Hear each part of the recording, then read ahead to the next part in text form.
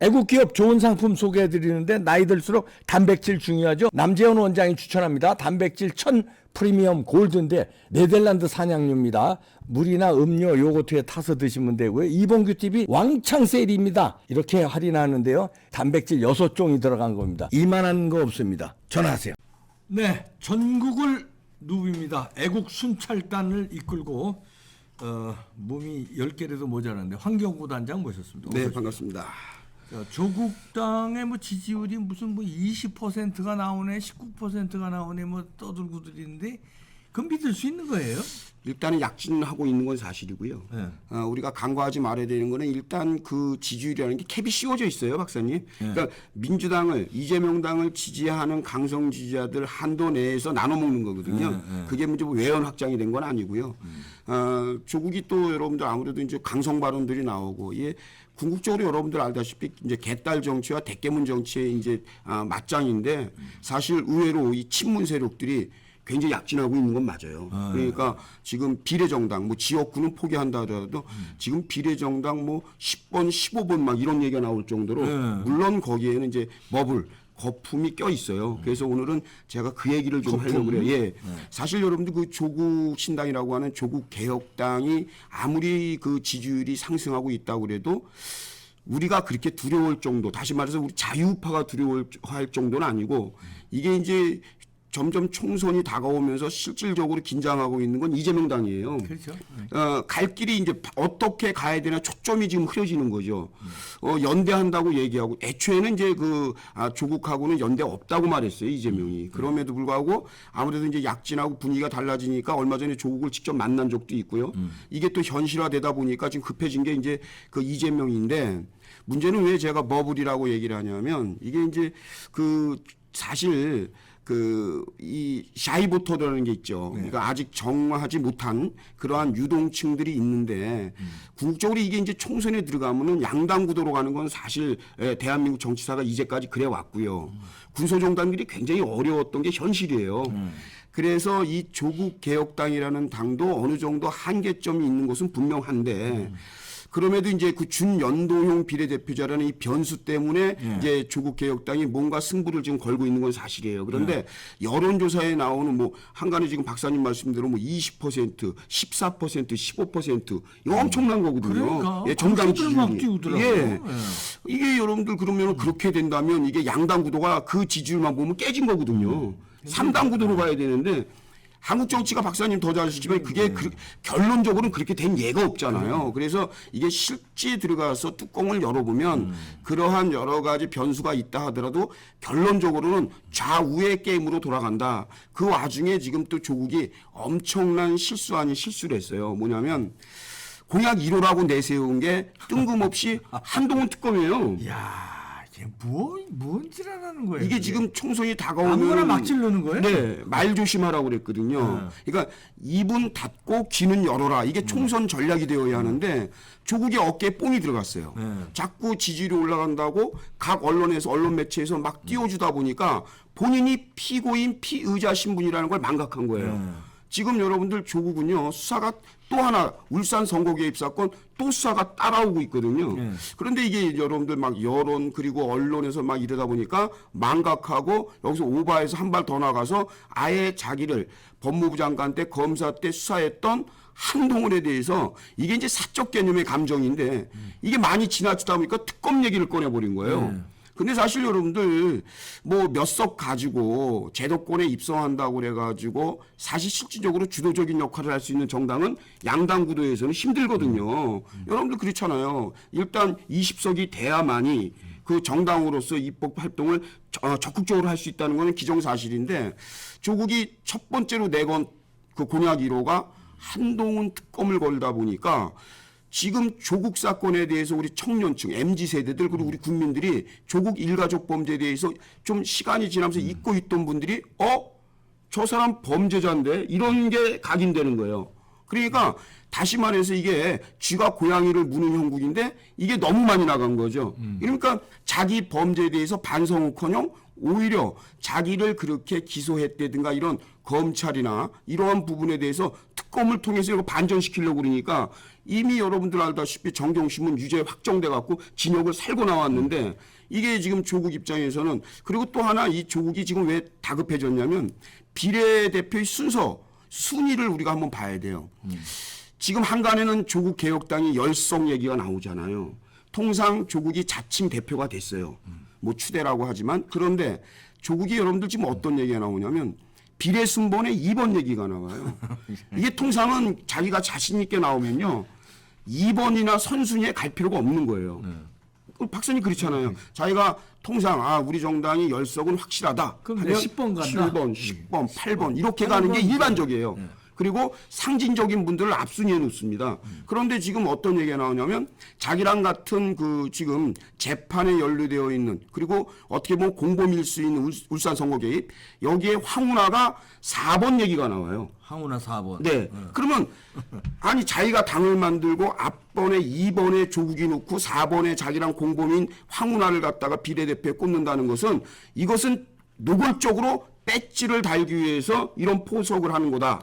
그렇다고 한다면 조국 자신도 자기들이 지금 언론에 나오는 10석이다, 15석이다, 8석이다를 장담하지 못한다는 것을 방증하는 거거든요. 그렇기 때문에 지금 이 버블이 껴있다는 것을 조국 자신도 알고 있는 거죠. 실제 뚜껑 열어보면 지금 지지율대로 안 움직일 수 있다라는 불안 요소가 분명히 조국은 가지고 있기 때문에 조국은 어차피 여러분들 아시지만 나름대로 정치를 했던 사람이에요. 민정수석도 했고 법무부 장관도 했고 법학 교수도 했고 그러니까 나름대로 오랜 그 총선을 비롯해서 선거를 지켜봐 왔던 사람이거든요. 그러니까 자기네 당이 이렇게 약진하고 지금 어떠한 그 열풍을 일으키는 건 맞지만 뚜껑을 열고 보면 결과가 그렇게 나온다는 장담을 본인도 못하는 거죠. 그러니까 비례 순번을 2번에 갖다 놓고 그 공범격인 황운하를 갖다 4번에 놓고. 예, 황운하가 여러분들 지역구에서 실패하니까 지금 기회에 찾아서 또 조국당으로 붙었지 않습니까? 이 개혁당에 와서 이 황운하가 지금 4번을 받는다. 그러면 이 사람들 자체가 최소한 자기들이 많이 받아도 5성 미만일 수 있다. 이런 얘기들이 지금 나오는 거죠. 그래서 지금 여러분들 뭐 국민의힘의 패륜공천이라고 지금 이재명 당하고 이제 그 조국 개혁당에서 이렇게 공격하는데 사실은 그 이재명 당 같은 데에서 금기어가 있어요. 뭐예요? 패륜이라는 워딩은 쓰면 안 되는 겁니다, 이게. 이재명 당은 쓰면 안 돼. 이재명이 패륜이니까. 네. 그래서 거기에 그 이재명 당에 속해 있는 국회의원들이 말 실수 중에도 패륜이라는 용어는 절대 안 씁니다. 패륜 워딩 쓴 사람 공천받은 사람이 없어요. 근데 지금 이재명이가 쓰고 있어요. 자기가. 이게 다급해지면은요, 헛발이 막 나오는 거예요. 그래서 지금 한동훈 위원장 우리 뭐 입 조심하라 저 국회의원들한테 자꾸 그리고 후보들에게 강조하는 이유가 떨어지는 낙엽도 이제 피해 다녀야 되는 이 시기에 말이 헛발질이게 굉장히 중요해요. 그래서 지금 이재명이 패륜 공천했다고 그러는데 이 공천 들여다보면요.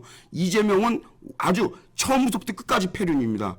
그 한 단적인 예가 그 멀쩡한 박용진을 공천 탈락 컷오프 시키고 뭐 경선이라고 하지만 지금 정봉주가 들어와 있잖아요, 박사님. 아이고. 낙검수에 정봉주가 들어와 있는데 이게 지금 불길한 게 이재명 당이 징크스가 있어요.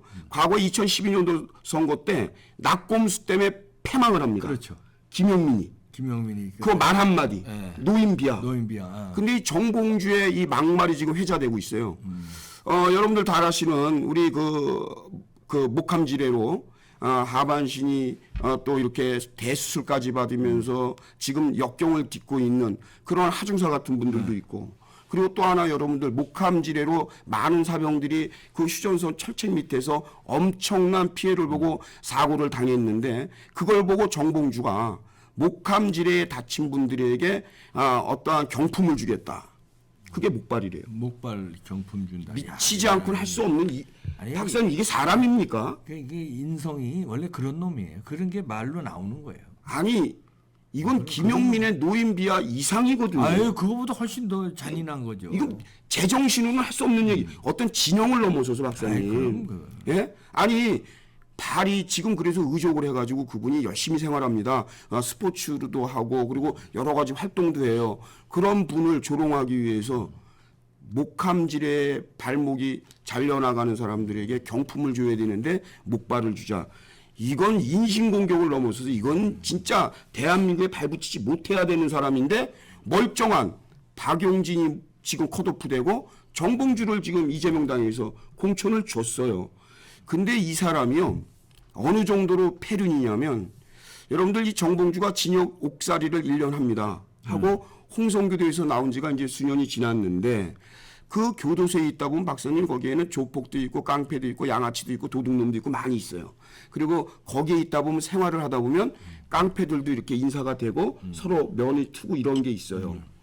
그런데 자기가 그 여러분들 조금박해라고 아시죠? 그러니까 흔히 비명계고 조응천, 금태서, 금태서, 뭐 박용진, 그리고 뭐 김혜영 최고 이런 사람들을 조금박해라고 하잖아요. 그 중에 바로 이번에 컷오프된 박용진에 대해서 막말한 거는 차치하고 금태섭 있지 않습니까?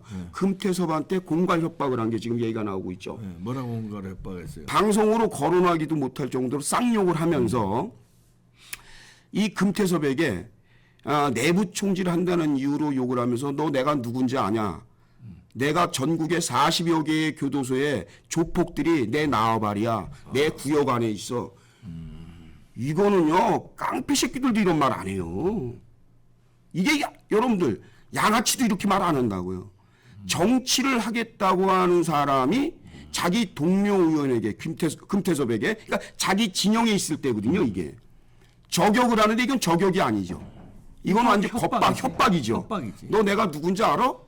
내가 말이야 진영에 있을 때 내가 진영에서 다 인사된 조폭들이 40여 개 조폭들 얘네 다 내 구역 안에 있어. 너 죽일 수도 그러니까. 이게 정치인이 근데 이런 사람을 공천이 됐다니까요 지금 박사님. 그런데 누가 누구 보러 국민의힘한테 패륜 공천했대잖아요. 그러니까 이 이재명이 스텝이 꼬여도 한참 꼬인 게 급한 거예요. 다급해진 거예요. 지금 개항을에서는 원희룡 전 국토부 장관이 턱 밑에까지 쫓아왔잖아요. 뭐 5차 범위 내에 네, 이거 뒤집어지는 건 뭐 박사님도 아까 말씀하셨지만 이건 시간 문제거든요. 붙었더라고요. 시간 문제예요. 이렇게 되니까 인사불성이 된 거예요. 그래서 같은 진영에 있었던 그 문재인이 청와대에 있을 때 그 정무수석을 했던 사람이 있습니다. 이철이라고. 비례대표로 국회의원도 한 번 하고 박사님은 뭐 종편에서 자주 뵀을 거예요. 이철이. 그 이철이라는 그분이 한 얘기가 있어요. 지금의 이재명은 인사불성 아무 생각 없는 사람이다. 같은 진영에 있는 이거 이철이가 한 거예요. 여러분들 검색해 보면 나와요. 생좌파죠. 예. 이철이도. 제가 이거 뭐 괜한 말 하면 큰일 납니다. 여러분들이 검색. 지금의 이재명은 아무 생각 없는 사람이래요. 이거 사자성어로 하면 인사불성이거든요. 지금 인사불성이에요. 지금 이재명이 패륜이란 말을 금기로 돼 있는 것을 본인이 패륜 공천한다 한동훈에게. 지금 이렇게 되면서 이재명 당이 지금 뭐 여러분들 지지율이 빠지는 건 물론이고 조국은 또 지금 한동훈 특검을 발의해야 된다. 특검법을 발의하겠다. 자기가 제도권 안에 들어가면 결정적 실수를 한 예. 거죠. 그러면 이건 뭐 박사님 쪽박 깨는 얘기거든요. 그러니까 이게요 마지막 피니시 끝날 때까지 그리고 4월 10일 날 저녁 8시까지는 정말 살살 기어다녀야 되는 거거든요. 입 조심도 해야 되고 몸가짐도 조심해야 되고 다 된 밥에 재 뿌린단 말 있잖아요. 지금 서서히 조국 개혁당도 이재명도 공동으로 좀 자기 밥에 재를 뿌리고 있다. 지금 그래서 그 당 내에서도 이재명 당도 물론이지만 조국 개혁당에서도 야 이거는 안 걸린 걸 건드렸다. 한동훈 특검은 실제 그런 복심이 있어도 우리가 뭔가 목적을 달성한다면 내색을 하고 그 아무래도 이제 민주당하고 연대해서 이거 가야지 우리 독자적으로 못할 건데 왜 이 말을 조국이 직접 말을 꺼냈냐. 이게 강성 지지자들 개딸들은 규합할 수 있을는지 모르지만 대깨문은 이거 사실 총선 이건 불특정 다수의 이제 전체 선거인데 여기 선거에는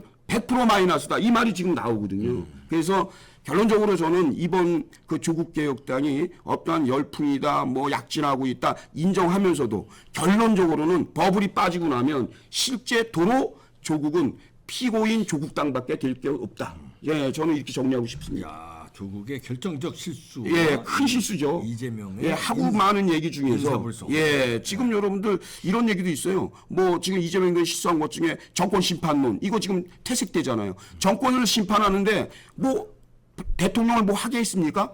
숙제, 과제물은 내주고 연필은 뺏었잖아요. 연필은 뺏으면서 야 숙제 풀어. 풀 수 있습니까? 근데 무슨 정권 심판론을 얘기합니까? 심판 받을 내용이 없는데 자기들이 다 못하게 했는데 그래서 결국에는 이재명 당은 지지율이 빠지는 건 기정사실이고 조국 개혁당도 여러분들이 지금 보시는 시각보다는 버블이 빠지고 나면 사실 뚜껑 열면 별거 없다. 네, 이렇게 보고 싶습니다. 네, 잘 정리해 줬습니다. 황경구 단장이었습니다.